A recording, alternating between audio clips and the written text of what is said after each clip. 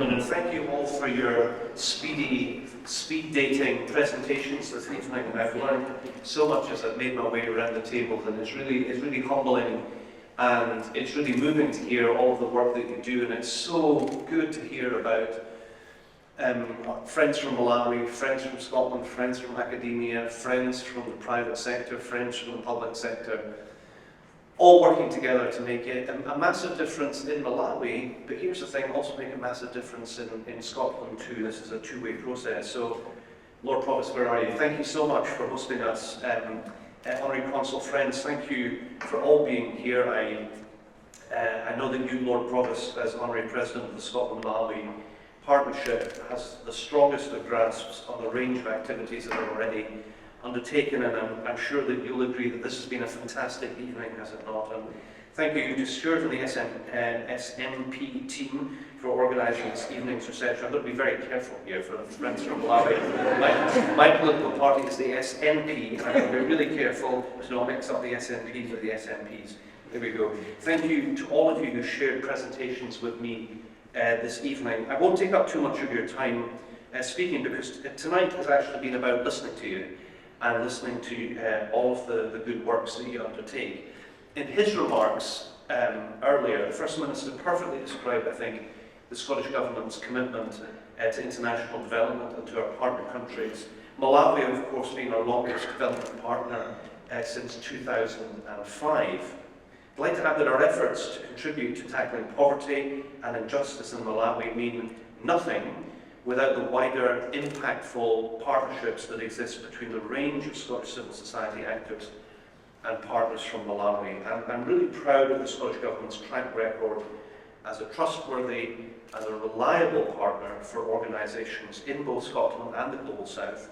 And I'm also proud of the contribution that so many of you here this evening make with your Malawian partners. Thank you very much.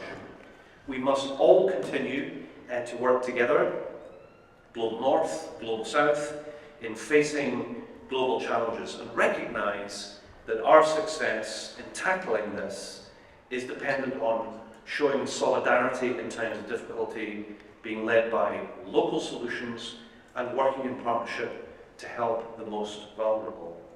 Now, I know that many of you have had questions since the Cabinet restructure in the Scottish Government in April, so that we no longer have a separate international development minister, particularly given the passion, the energy, the vision that my colleagues Christina and Kokap exhibited in the role most recently.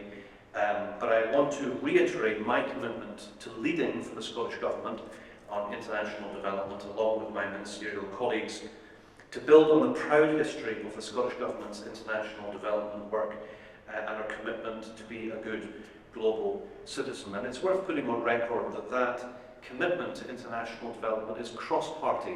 It is supported by parties in opposition to the Scottish Parliament, some who've been in government before, and by the party that governs now.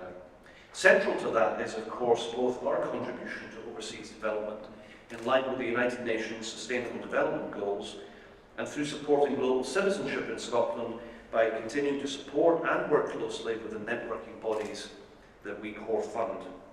Like the First Minister, I greatly appreciate the work that the SNP and MASP do.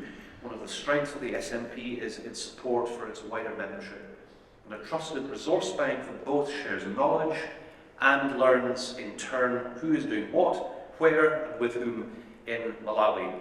These dual roles encourage collaboration, they promote cross-fertilisation and reduce duplication of effort.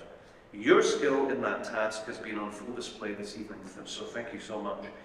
I've had the pleasure of meeting and hearing many of you already this evening, and I've heard your reflections on your work across health, education, renewable energy, and much more besides.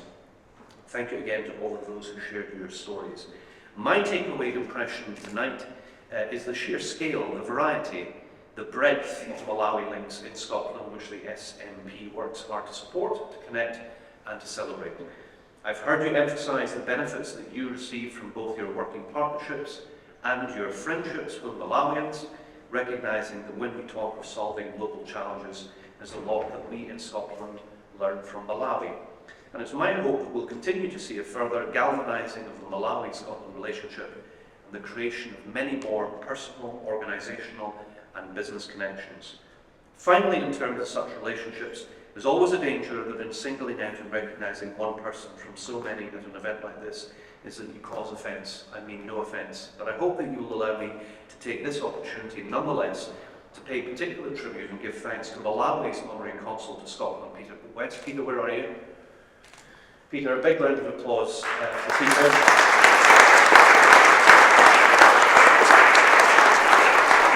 As many of you know, Peter retires from the post later this year. Thanks for your tireless efforts to support the Malawi-Scotland relationship during your 14 years as Honorary Consul, and indeed your role prior to that within SMP. I wish you well indeed, Peter, and I also look forward to working with your successor. In conclusion, everyone here will be aware that Malawi faces serious challenges at this time, many of those stemming from or exacerbated by the impacts of climate change and the still recent COVID pandemic. Notwithstanding that, I wish every success to all of you, friends from Malawi, friends from Scotland who do so much to work together. I look forward to coming back in the years ahead to hear more about the work that you've been able to deliver on the ground. Keep up the good work. The Scottish Government will continue to work with you. Thank you so much.